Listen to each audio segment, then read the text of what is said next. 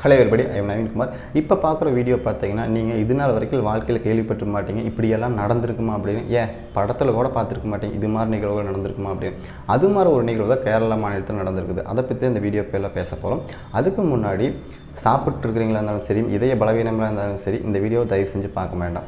என்னடா இவ்வளோ பில்டப் கொடுக்குற அப்படின்னு கேட்டிங்கன்னா, நேற்றுக்கு நடந்த ஒரு சம்பவம் தான். கேரளா மாநிலத்தில் 2 பெண்களை துண்டு துண்டாக வெட்டினதும் இல்லாமல் நரகபலி கொடுத்து நிர்வாணப்படுத்தி எந்த அளவுக்கு சித்திரவதை கொடுமைப்படுத்த முடியுமோ அவங்கள அந்த அளவுக்கு படுத்தி அவங்க உடல்களை வெட்டி அதை மாமிசமாக சமைச்சு சாப்பிட்ருக்காங்க. அதை பற்றி தான் இந்த வீடியோ ஃபுல்லாக பேச போகிறோம். மன தைரியம் இருக்கிறீங்க மட்டும் இந்த வீடியோ பாருங்கள். ஃபர்ஸ்ட் ஆஃப் ஆல் 16 வருஷத்துக்கு முன்னாடி தருமபுரியிலிருந்து பத்மா அப்படிங்கிற ஒரு பெண் கேரளாவில் உள்ள எர்ணாகுளத்துக்கு வேலைக்கு போகிறாங்க. அங்கே போய் தங்கி வேலையும் செய்கிறாங்க. தன்னுடைய வறுமை போக்குவரத்து தங்கி வேலையை செஞ்சுட்டு இருக்கிறாங்க. அந்த டைமில் பார்த்திங்கன்னா தினமும் ஒரு டைம் ஆச்சு வேலையை முடிச்சுட்டு ஈவினிங் தன்னுடைய மகன் செல்வராஜுக்கு, தமிழ்நாட்டில் இருக்கக்கூடிய மகனுக்கு ஃபோன் பண்ணி பேசிடுவாங்களாமா. செப்டம்பர் மாதம் 26, 2022 அன்னைக்கு பார்த்திங்கன்னா தன்னுடைய அம்மாவிட்டிருந்து ஒரு ஃபோன் கால் கூட வரல அப்படின்னு ஏமாற்றம் வந்திருக்குது செல்வராஜுக்கு. செல்வராஜ் என்ன பண்ணுறாரு, அடுத்து தன்னுடைய நண்பர்கிட்ட இந்த மொபைல் நம்பர் கொடுத்து அந்த பக்கத்தில் இருக்கிறவங்ககிட்ட எல்லாத்துக்குமே கால் பண்ண சொல்லிக்கிறார். எங்கே கால் பண்ணாலும் மொபைல் சுவிட்ச் ஆஃப்னே வந்திருக்குது. அடுத்த செகண்டே செல்வராஜ் என்ன பண்ணிக்கிறாருன்னா, தமிழ்நாட்டிலேருந்து நேரில் கேரளா கிளம்பி போகிறாரு. அங்கே போய் எர்ணாகுளத்துக்கு போலீஸ் ஸ்டேஷனில் கம்ப்ளைண்ட் கொடுக்குறாரு. இது மாதிரி என்னுடைய அம்மாவை காணவில்லை, ஃபோன் பண்ணாலும் ஃபோன் ரீச் ஆகாமல் இது என்னன்னு தெரியலன்னு ஒரு கம்ப்ளைண்ட் கொடுக்குறாரு. எர்ணாகுளத்தில் இருக்கிற போலீஸ்கார் என்ன பண்ணுறாங்க, அடுத்த செகண்டே விசாரணை மேற்கொள்ள ஆரம்பிக்கிறாங்க. விசாரணை மேற்கொண்ட போலீஸ்கார் நேராக செமிச்சேரி ஜங்ஷன் வராங்க. அங்கே தான் பத்மா அவங்க தங்கியிருக்காங்க. ஒரு அப்பார்ட்மெண்ட் போல் அங்கே தங்கிட்டு வேலைக்கு போயிட்டு வந்துட்டுருக்காங்க. அந்த இடத்துல இருக்கக்கூடிய ஆட்களெல்லாம் பார்த்திங்கன்னா நம்மளுடைய தமிழ் ஆட்கள் தான் இருக்கிறாங்க. அங்கே போய் போலீஸார் விசாரணை மேற்கொள்கிறப்போ இவங்களை பார்த்துருக்கோம், ஆனால் நாங்கள் பேசுனது கிடையாது. அவங்க காலையில் போனாங்கன்னா ஈவினிங் தான் வருவாங்க, அதனால் நாங்கள் பேசுனது கிடையாது அப்படிங்கிற மாதிரி அங்கே பக்கத்தில் இருக்கிற ஆட்களை சொல்லிட்டாங்க. அடுத்த செகண்டே போலீஸார் என்ன பண்ணுறாங்கன்னா, அந்த பத்மாவோட மொபைல் நம்பரை ட்ராக் பண்ண ஆரம்பிக்கிறாங்க. ட்ராக் பண்ணுறதுக்கு பிறகு இந்த மொபைல் நம்பர் எங்கே சிக்னல் கட் ஆகுது அப்படின்னு பார்க்குறப்போ பத்தலஞ்சிட்டா மாவட்டம் திருவிழா அப்படிங்கிற இடத்துல தான் இந்த லொக்கேஷன் கட் ஆகுது. போலீஸ்காருக்கு இன்னும் சந்தேகம் அதிகமாகுது. ஏன்னு கேட்டால், ஜூன் மாதம் என்னுடைய அம்மாவை காணவில்லை அப்படின்னு, ஆகஸ்ட் மாதம் பார்த்தீங்கன்னா ரோஸ்லின் என்னுடைய அம்மாவை காணவில்லை அப்படின்னு ஒரு பெண் கம்ப்ளைண்ட் பண்ணிக்கிறாங்க.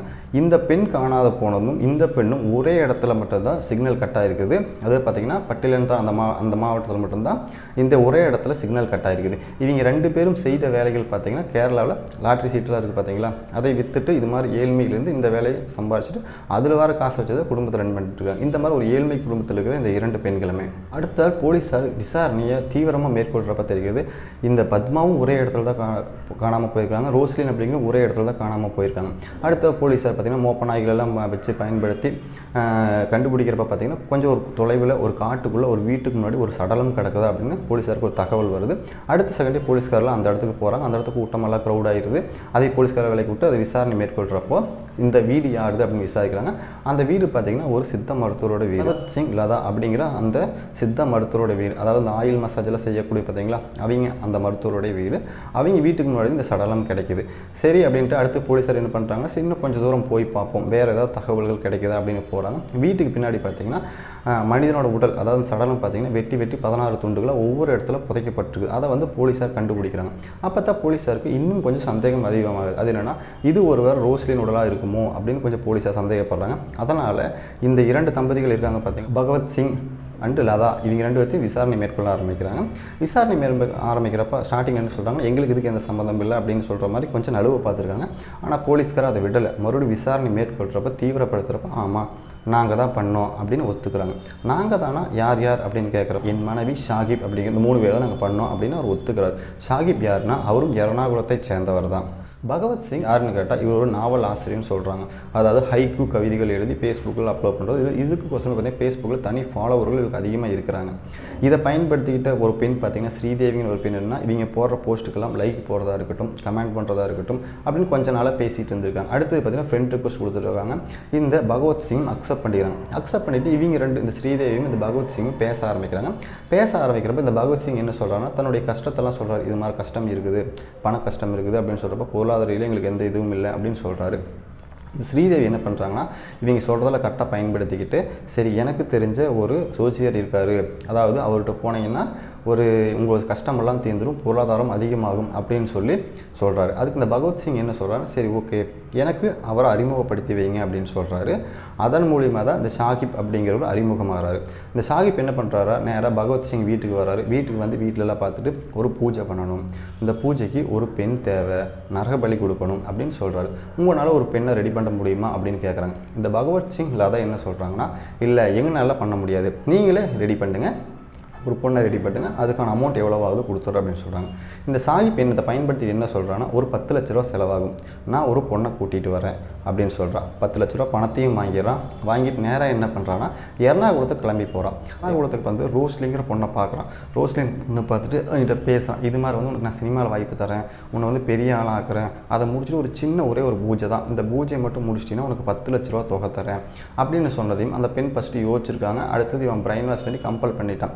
ஒரே ஒரு சீன் தானே, அடிச்சு கொடுத்தா அப்படின்னா அடிச்சா உனக்கு 10 லட்ச ரூபா பணம் கிடைக்குதല്ലോ, உன்னோட வறுமையெல்லாம் போயிடும் அப்படின்னு காட்டி ரோஸ்லி என்ன பண்ணுறாங்கன்னா, ஓகே நம்மளுடைய வறுமை போனால் போதும், நம்ம நல்லா இருந்தால் போதும் அப்படின்னு ஒரு நல்ல எண்ணத்தோடு இவனை நம்பி கிளம்பியிருக்காங்க. அப்படிங்கிறானா நேராக கேரளாவிலிருந்து பத்தனம்திட்டா அப்படிங்கிற ஒரு ஏரியாவுக்கு கூட்டிகிட்டு வரான். கூட்டிகிட்டு வந்து மொபைலை வாங்கி சுவிட்ச் ஆஃப் பண்ணிடுறான். அடுத்து என்ன பண்ணுறான்னா, இந்த பகவத்சிங் லதா இவங்கெல்லாம் ஒரே வீட்டில் இருக்கிறாங்க. இந்த ரோஸ்லினை கூட்டிகிட்டு போய் அந்த வீட்டுக்குள்ளே கூட்டிகிட்டு போய் ஃபஸ்ட்டு என்ன பண்ணுறாங்க, நிர்வாணப்படுத்திடுறாங்க. நிர்வாணப்படுத்தணும் இல்லாமல் சுற்றி ஒன்று எடுத்து தலையில் அடித்து படுக்க வச்சுறாங்க. படுக்க வச்சு அவங்களை தூக்கி பெட்டில் படுக்க வச்சு கை கால் எல்லாத்தையும் கட்டிடுறாங்க. கட்டினது மட்டும் இல்லாமல் ஃபஸ்ட்டு அடுத்து என்ன பண்ணுறாங்கன்னா, கழுத்து நரம்பை கட் பண்ணிடுறாங்க. கழுத்து நரம்பை கட் பண்ணிவிட்டு பூஜைகளெல்லாம் ஸ்டார்ட் பண்ணிக்கிறாங்க. பூஜைகளாக நடந்திருக்குது.